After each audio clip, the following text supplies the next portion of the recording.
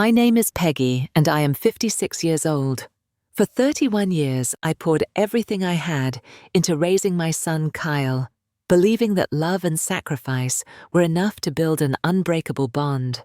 But last Saturday, when I arrived at his doorstep after driving 9 hours through rain and exhaustion to celebrate his engagement, he looked at me with casual indifference and said those words that shattered my heart.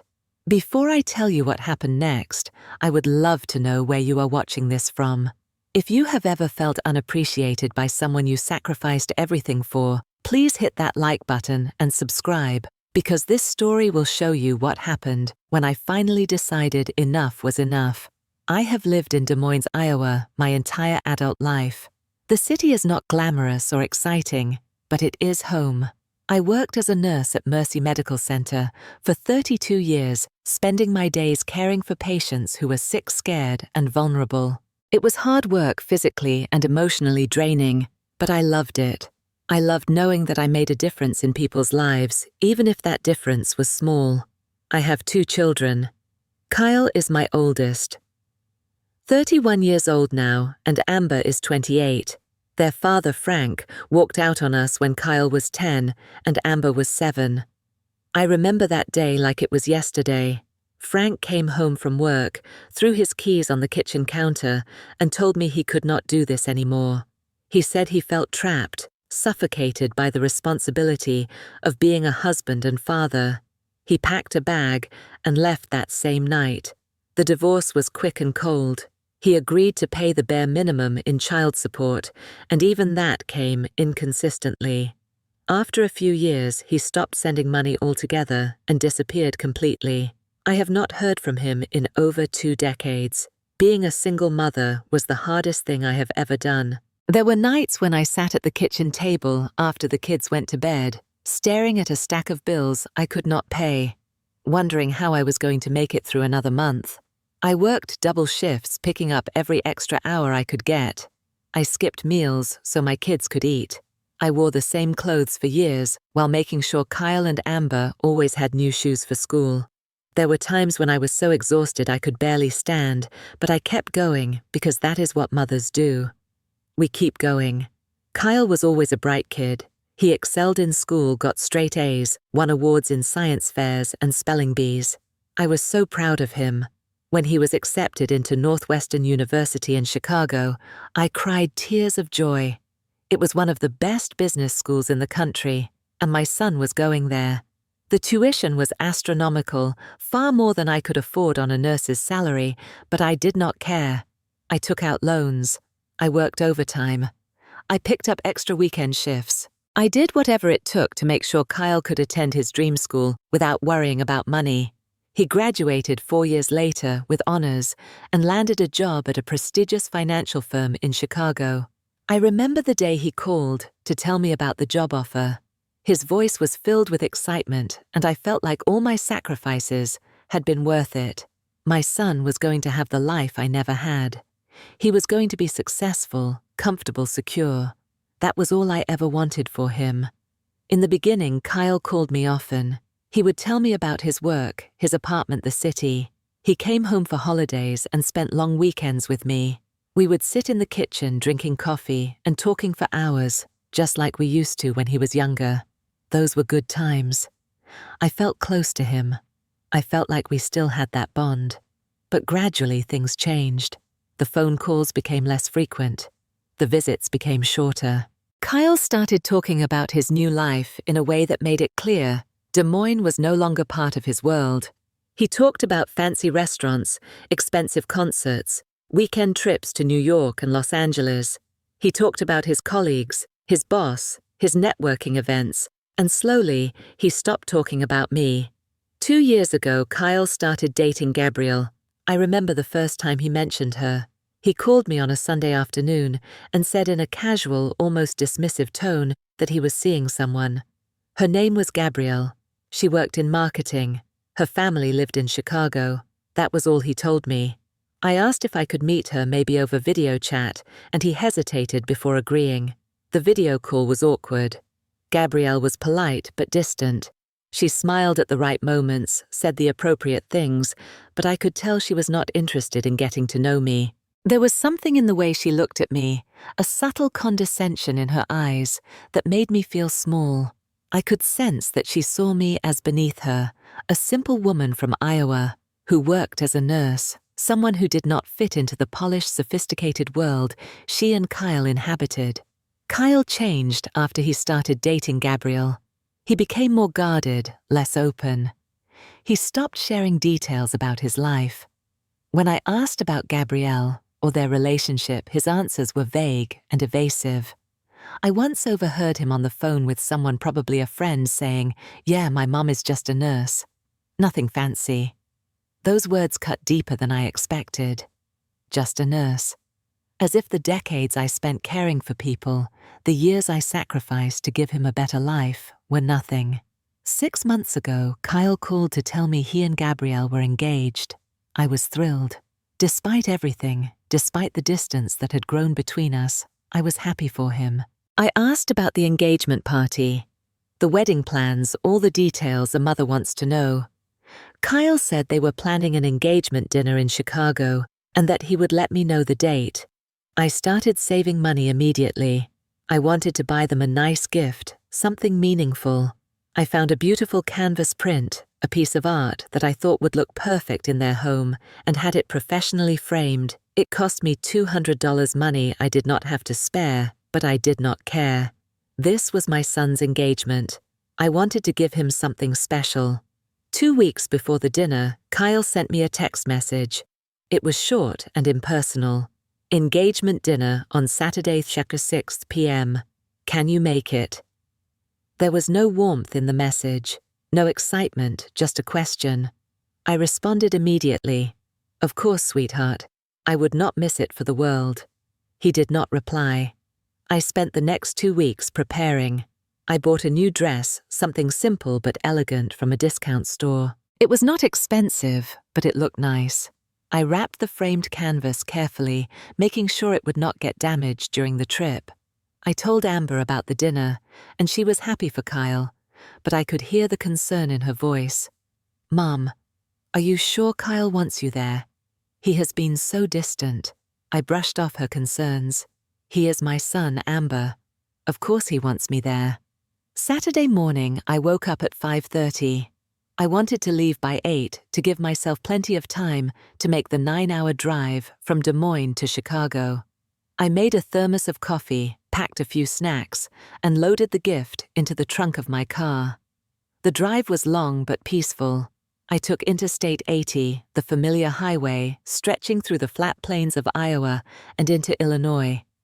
I listened to the radio, sang along to old songs, and thought about Kyle. I remembered his childhood, the way he used to run to me when he got home from school. The way he used to hug me so tightly, it felt like he would never let go. Where did that boy go? When did he become this stranger who barely acknowledged me? I stopped once at a gas station, halfway through the trip. I ate a sandwich in my car, stretched my legs, and continued driving. By 5 in the evening, I was pulling into Chicago. The city was busy, traffic heavy, but I managed to find the restaurant Kyle had mentioned. It was an upscale place, the kind with valet parking and cloth napkins. I parked my car, checked my reflection in the rearview mirror, and grabbed the gift from the trunk. My heart was pounding as I walked through the front door. The hostess greeted me with a polite smile. I gave her Kyle's name and told her I was here for the engagement dinner. Her smile faltered. "I am sorry, ma'am, but we had a private event here last night. There is nothing scheduled for tonight." I stared at her confused. "Last night, are you sure?" She nodded. "Yes, ma'am. I am certain." I stepped outside and called Kyle. My hands were shaking as I held the phone to my ear. He answered on the 3rd ring. "Mom." "What's up?" His tone was casual, almost bored. "Honey, I am at the restaurant, but they said there is no event tonight." There was a pause, a long silence that made my stomach drop. "Oh, yeah, we had it yesterday. Gabrielle's family wanted it on Friday, so we changed it." I stood there, the phone pressed against my ear, trying to process what he just said. "You changed it. But you told me Saturday. Yeah, sorry. It was last minute. Just close family anyway. Just close family. The words echoed in my head. Kyle, I am your mother. I know, Mum, but Gabrielle's family is really particular. It was just her parents, her brother, and us. No big deal. No big deal. I had driven 9 hours. 9 hours through rain and traffic and exhaustion, and he was telling me it was no big deal. Where are you now? I asked, my voice barely above a whisper. At my apartment. Why I drove 9 hours to get here, Kyle. There was another pause. Oh, well, you can still come by if you want. We are just watching TV. I felt tears prick the corners of my eyes. The humiliation, the hurt, the sheer disbelief that my own son could treat me this way. It was too much. No, it is fine. Congratulations on your engagement. I hung up before he could respond. I stood outside that restaurant holding a gift I had spent hours picking out, wearing a dress I had bought specifically for this occasion, and I realized something. To my son, I was not close family. I was an afterthought. I was someone he could dismiss without a second thought. I walked back to my car, put the gift in the back seat, and sat there for a long time. The streets of Chicago were busy people, walking past, laughing, talking, living their lives. I felt invisible. I felt like I did not matter. At 6 in the evening, I started the drive home. 9 hours back to Des Moines, but this time there was no excitement, no anticipation. There was only pain. I cried for the first hour. Tears streamed down my face as I drove through the city, onto the highway, past the Illinois farmland. I thought about everything I had given Kyle, the sleepless nights when he was a baby, the double shifts I worked so he could have new clothes for school, the loans I took out so he could go to college, the sacrifices I made over and over again without ever asking for anything in return. And this was how he repaid me, by forgetting me, by treating me like I did not exist. I remembered 1990, the year Kyle was born. Frank was still around then, but barely. He worked long hours and spent his evenings at the bar. I was pregnant with Kyle, exhausted, and alone taking care of Amber, who was just a toddler. I had no help, no support. When Kyle was born, I held him in my arms and promised him I would give him a better life. I would protect him, provide for him, love him unconditionally. And I did. I kept that promise every single day for 31 years. I thought about 1990 again, the year Frank started traveling for work. He went to Seattle a few times, came home late, seemed distant. I was pregnant with Daniel. Wait, no. Daniel was in the other story. Kyle. I was taking care of Kyle and Amber. Frank was distant, distracted. I trusted him completely because I had no reason not to. Looking back now, I wonder if there were signs I missed. But it does not matter anymore. Frank left, and I stayed, and I raised my children alone. The highway stretched endlessly ahead of me. I passed trucks, cars' headlights blurring through my tears. I stopped crying after the second hour and just drove in numb silence. My mind replayed the phone call over and over. Just close family. You can still come by if you want. We are just watching TV. The casual cruelty of it. The indifference. As if I had not just driven 9 hours for him. By the time I reached Des Moines, it was 3 in the morning. The house was dark and empty. I parked in the driveway, grabbed the gift from the back seat, and went inside.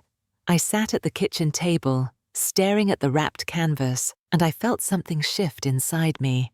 It was not anger, not yet. It was clarity. I saw my relationship with Kyle for what it truly was. He did not see me as his mother. He saw me as someone who gave him things, money, support, validation. But he did not see me as a person. He did not value me. He did not respect me. I opened my laptop and logged into my bank account. I looked at the transactions from the past year. Every month I transferred $500 to Kyle's account. It started a few years ago when he told me he was trying to save for a down payment on a condo. He said the extra money would help. I never questioned it. I just sent the money month after month, even when it meant I had to cut back on my own expenses. I scrolled through his credit card statement. He had a supplementary card on my account, something I set up years ago in case of emergencies. But over the past year, he had racked up thousands of dollars in charges. Designer clothes, expensive dinners, electronics, concerts. He was living a life I could never afford, and I was paying for it. I stared at the screen, my jaw clenched. I had never said anything about the money. I had never complained, never asked him to pay me back. I did it because I loved him. But love should not be one-sided. Love should not mean being taken for granted. The next morning, I woke up with a sense of purpose I had not felt in years. I did not cry. I did not feel sad. I felt calm. I called the bank and asked them to cancel Kyle's supplementary credit card immediately. The representative asked if I was sure. Yes, I said. I am absolutely sure. Then I cancelled the automatic monthly transfer to his account. It only took a few minutes. When I hung up, I felt lighter, not because of the money, but because I had taken control. I had set a boundary. I decided not to call Kyle. I would not explain my decision. I would not justify it. He would figure it out on his own, and when he did, he would have to deal with the consequences. For the first time in 31 years, I was not going to be there to bail him out. The first day after I cancelled the card, and the transfer was Sunday. I woke up late, something I rarely allowed myself to do. I spent the morning in Kyle's old bedroom. I had kept it exactly the way he left it when he went to college. His trophies lined the shelves. His certificates hung on the walls. Photographs of him at various ages smiled down at me from frames scattered around the room. I picked up a photo of Kyle at 5 years old. He was missing his 2 front teeth, grinning widely at the camera, holding a popsicle. I remembered that day. We had gone to the park, just the two of us, and he had begged for a popsicle from the ice cream truck. I only had a few dollars in my wallet money I had set aside for groceries, but I bought him the popsicle anyway, because his smile was worth it. Another photo showed Kyle at 12, holding a blue ribbon from the science fair. He had built a model of the solar system, and I had stayed up with him for 3 nights in a row, helping him paint the planets, glue the pieces together. He won first place, and when they announced his name, he ran to me and hugged me so tightly I could barely breathe. And then there was the photo from his high school graduation. Kyle in his cap and gown, his arm around me, both of us smiling. I was so proud that day, so hopeful for his future. I thought we would always be close. I thought he would always need me. Where did that boy go? When did he stop being the son who hugged me, who thanked me, who looked at me with love and admiration? When did he become the man who forgot to invite me to his own engagement dinner? I sat on the floor, surrounded by memories, and cried. Not because I regretted my decision to cut off his money, but because I was grieving the loss of a relationship I thought we had. I was mourning the son I used to know. Later that afternoon, I called Amber. She answered on the first ring. "Mum, how are you?" I told her everything. The drive to Chicago, the phone call with Kyle, the cancelled credit card and transfer. Amber was silent for a moment, and then she exploded. "Mum, Kyle is an ungrateful jerk. I cannot believe he did that to you. You need to stop giving him money. He does not deserve it." "I already did," I told her. "I cancelled everything yesterday." "Good," Amber said fiercely. "He needs to learn that he cannot treat you like this." We talked for over an hour. Amber told me about her life in Denver, her students, her boyfriend. She made me laugh, something I desperately needed. When we hung up, I felt supported. I felt validated. Amber understood. She saw what Kyle had done, and she was on my side. The second day, Monday, I went to work. I had a morning shift at the hospital, and I threw myself into my duties. My coworker Helen noticed something was off. During our lunch break, she sat down next to me in the cafeteria and asked if I was okay. I told her about the trip to Chicago, about Kyle's dismissal. Helen was furious. "You gave that boy everything, Peggy. He does not deserve you." I nodded, grateful for her anger on my behalf. At lunch, I sat alone and checked my phone. No messages, no missed calls. Kyle had not reached out to ask if I made it home safely. He had not texted to apologize or explain. He had not acknowledged me at all. The silence hurt, but it also clarified things. Kyle did not care, and I needed to accept that. After work, I went home and spent the evening in my garden. I loved gardening. It was one of the few things I did just for myself. I planted tulip bulbs preparing for spring. The physical labor, the dirt under my fingernails, the fresh air, it all helped clear my mind. I felt a sense of peace I had not experienced in days. The third day, Tuesday, I took a personal day off work. I decided to do something for myself, something I had not done in years. I went to a spa. I got a manicure and a massage. I felt guilty at first spending money on something so indulgent, but then I reminded myself that I deserved it. I had spent decades putting everyone else first. It was time to put myself first for once. After the spa, I met my old friend Dorothy for coffee. We had known each other since nursing school, and though we did not see each other often anymore, we always picked up right where we left off. I told Dorothy about Kyle, and she shook her head in disgust. "Peggy, after all you did for him, that boy has no idea how lucky he is. But you know what? You need to live for yourself now. You have earned it." Her words stayed with me. I had earned it. I had spent 56 years taking care of other people, my patients, my children, everyone except myself. Maybe it was time to change that. I went home that afternoon feeling lighter than I had in weeks. I was not waiting for Kyle to call anymore. I was not hoping for an apology. I had accepted the reality of our relationship, and I was moving forward. That evening, I made myself dinner, just for me. My favorite meal, chicken parmesan with garlic bread. I set the table nicely, poured myself a glass of wine, and sat down to eat. I turned on the television and watched a show I enjoyed. It was peaceful. It was quiet. It was mine. At 7:30, my phone rang. I looked at the screen. Kyle. My heart jumped, but not with excitement. With anticipation. I knew why he was calling. It was not to apologize. It was not to check on me. He needed something. And I was right. I stared at Kyle's name on the screen for a long moment before I answered. My hand was steady as I brought the phone to my ear. "Hello, Kyle." My voice was calm, neutral. "Mom." His voice was panicked, almost frantic. "What happened to the credit card?" "It would not go through." "Which credit card?" I asked, though I knew exactly which one he meant. "The one you gave me. I tried to use it today, and it is declined." "Did you forget to pay the bill?" Did I forget? As if I were some scatterbrained old woman who could not manage her finances. I did not forget anything I said evenly. I cancelled it. There was silence on the other end. Then, "You what?" "Why would you do that?" His tone was incredulous, as if I had done something incomprehensible. "Because you are 31 years old with a good job, Kyle.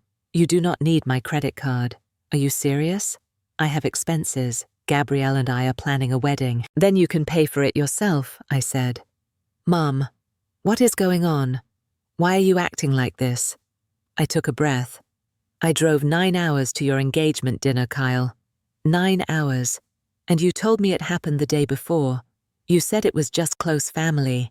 I explained that he said defensively, "Gabrielle's family wanted it changed, and you could not call me. You could not let me know before I drove 9 hours. I forgot." "Okay, I was busy. Too busy to call your mother," I said. "But not too busy to use her credit card. That is not fair."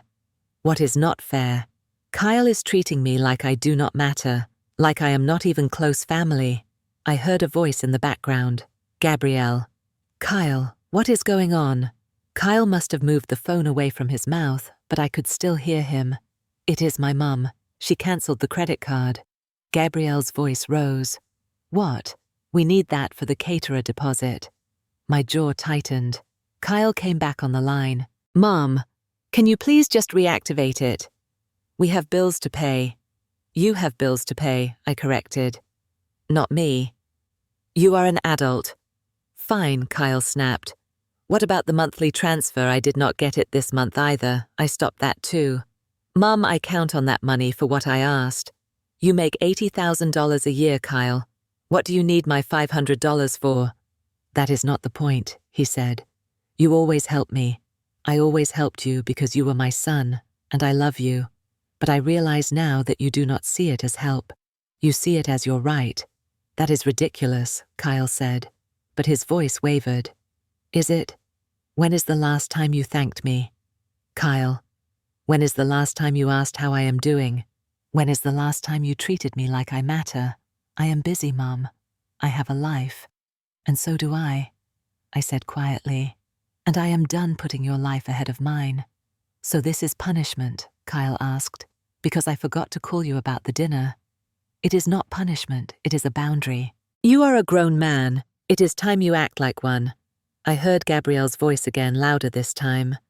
Kyle, tell her we need that money. Does Gabrielle hear me? I asked. She is right here, Kyle admitted. Good, I said. Gabrielle, let me be clear. I do not owe you or Kyle anything. If you want a fancy wedding, you pay for it yourselves. There was a scuffle, and then Gabrielle was on the phone. You are being selfish. Kyle's family now is me. Then you take care of him, I said calmly. Good luck. I hung up. My hand was shaking as I set the phone down on the table. My heart was pounding, but beneath the adrenaline, beneath the fear of confrontation, there was something else. Relief. I had said what I needed to say. I had stood my ground. The phone rang again. Kyle. I did not answer. It rang a second time. A third. A fourth. I turned the phone off and sat in the silence of my living room. For the first time in 31 years, I did not answer when my son called, and it felt like freedom. The next 2 weeks passed quietly. I did not hear from Kyle. No phone calls, no text messages, nothing. At first, I checked my phone obsessively, half expecting him to reach out to apologize, to say something. But he did not. And after a few days, I stopped checking. I went to work. I came home. I lived my life. I joined a yoga class at the community center, something I had been meaning to do for years, but never had the time. The instructor, a woman in her 40s named Stephanie, was kind and patient. The class was full of women around my age, and we bonded over our shared struggles, sore muscles, balancing poses we could not quite manage, the relief of finally doing something just for ourselves. One woman, Barbara, became a fast friend. After class one evening, we went for coffee, and she told me about her own son. He is 35, she said, stirring her latte. Lives in Boston. Has not called me in 6 months. I ask myself all the time, where did I go wrong? But the truth is, I did not go wrong. I raised him too well. I made him think the world revolves around him. I nodded, understanding completely. That is exactly it. We gave them everything, and they learned to expect it. Barbara smiled sadly. The hardest part is letting go, realizing they do not need us anymore, or worse, realizing they never valued us the way we valued them. We sat in that coffee shop for 2 hours, sharing stories, venting frustrations, finding comfort in knowing we were not alone. When I left, I felt lighter. I was not the only mother who had been taken for granted. I was not the only one who had to set boundaries with her adult child. Amber called me every few days. She told me Kyle had reached out to her, complaining about me. He said you cut him off for no reason, Amber told me. He actually said that. For no reason. I told him he was delusional. I told him he should be ashamed of himself. Did he say anything, I asked. He hung up on me, Amber said with a laugh. Typical Kyle. Cannot handle being called out. I felt a pang of sadness. My children were fighting because of me. But Amber reassured me. Mom, this is not your fault. Kyle did this. He treated you horribly, and now he is facing consequences. Do not feel guilty for standing up for yourself. 3 weeks after the phone call on a Saturday evening, my doorbell rang. I was not expecting anyone. I walked to the front door, looked through the peephole, and my breath caught. Kyle. I opened the door slowly. He stood on my porch looking thinner than I remembered his face, tired and drawn. Can I come in? He asked quietly. I hesitated, then stepped aside. He walked into the living room, and we sat down on opposite ends of the couch. The silence was heavy. Finally, Kyle spoke. "I am sorry." I waited, saying nothing. "I am sorry for how I treated you," he continued. "For the engagement dinner. For taking you for granted. For everything." "What changed?" I asked. "Gabrielle and I had a fight," he admitted. "She said I treat you like an ATM. And she is right." Gabrielle said that I was surprised. Kyle nodded. "We have been stressed about money. The wedding costs more than we thought. And when the credit card did not work, we fought. She told me I needed to apologize to you." "So you are here because Gabrielle told you to?" I asked. "No," Kyle said quickly. "I am here because I realize she is right. I have been a terrible son." Tears filled his eyes, and I felt my heart soften despite myself. "I do not expect you to give me money again," Kyle said. "I just want to say I am sorry." "Kyle," I said gently, "do you know what hurt me the most? It was not the money. It was feeling like I did not matter to you. You matter, Mum. You always mattered. Then why did you not call me about the dinner? Why did you not introduce me to Gabrielle's family as someone important?" "Because I was ashamed," Kyle said, his voice breaking. "Of me, no," he said. "Of myself. Gabrielle's family is so polished, rich, and I felt like I did not measure up. So I tried to hide where I came from. 'Where you came from is me,' I said. 'Is our little house in Des Moines. Is the life I gave you.'" "I know," Kyle whispered, "and I'm sorry I made you feel like it was not good enough. It was always good enough, Kyle. You were just too blind to see it." We sat in silence for a long time. Finally, I spoke. "I need you to understand something. I am not the same mother I was a month ago. I will not be there to bail you out every time. I will not sacrifice my life for you anymore." "I understand," Kyle said. "Do you?" I asked. "Because I need to know that you respect me, not as someone who gives you things, but as a person." "I do," Kyle said. "I promise I do." We did not hug. We did not make grand promises. But for the first time in years, we were honest with each other, and that felt like progress. Over the next few months, Kyle and I slowly rebuilt our relationship. It was not the same as it used to be. It was better. It was real. Kyle called me every week, and our conversations were genuine. He asked about my life, my work, my friends. He told me about his job, his stress, his plans. He did not ask for money. Gabrielle called me one afternoon about a month after Kyle's visit. "Mrs. Thompson, Peggy," I corrected gently. "Peggy," she said. "I want to apologize. I did not understand what you did for Kyle. I did not understand how hard you worked to give him the life he has. And I am sorry for how I treated you." I appreciated Gabrielle's apology more than I expected. She was young and she came from a different world, but she was trying. That meant something. "Thank you, Gabrielle," I said. "That means a lot." Kyle and Gabrielle postponed their wedding. They decided to save up and pay for it themselves, rather than going into debt or relying on family. Kyle told me this with a note of pride in his voice, and I was proud of him too. In June, they invited me to a small dinner at their apartment in Chicago. Just the three of us. Gabrielle cooked, and we sat around their tiny kitchen table, eating pasta and drinking wine. It was simple, unpretentious, and wonderful. Gabrielle asked me about my nursing career, and I told her stories about my patients, the funny moments, the heartbreaking ones. Kyle listened, really listened, and when I finished, he said, "You are amazing, Mom. I do not think I ever told you that enough." I smiled, tears prickling my eyes. "Thank you, sweetheart. That means more than you know." Amber visited me in August. We took a road trip to South Dakota, just the two of us, and spent a week hiking, exploring, and talking. It was one of the best vacations I had ever taken. Amber told me she was proud of me for standing up to Kyle. "You showed him that love does not mean being a doormat," she said. "And you showed me that too." I started living for myself in ways I never had before. I took a pottery class. I went to book club meetings. I traveled to places I had always wanted to see. I spent time with friends. I invested in my own happiness, and for the first time in decades, I felt free. Kyle and I were not as close as we used to be, but our relationship was healthier. He respected me now. He valued me. He understood that I was not just his mother. I was a person with my own life, my own needs, my own worth. And that understanding changed everything.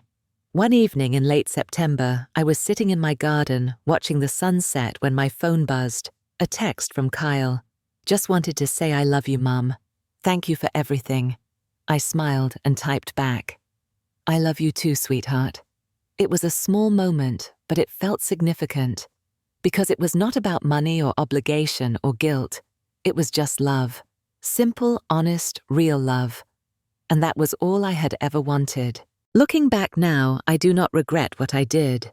Canceling the credit cards, stopping the monthly transfers, setting those boundaries.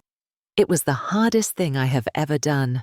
But it was also the most important, because it taught Kyle a lesson he desperately needed to learn, and it taught me something too.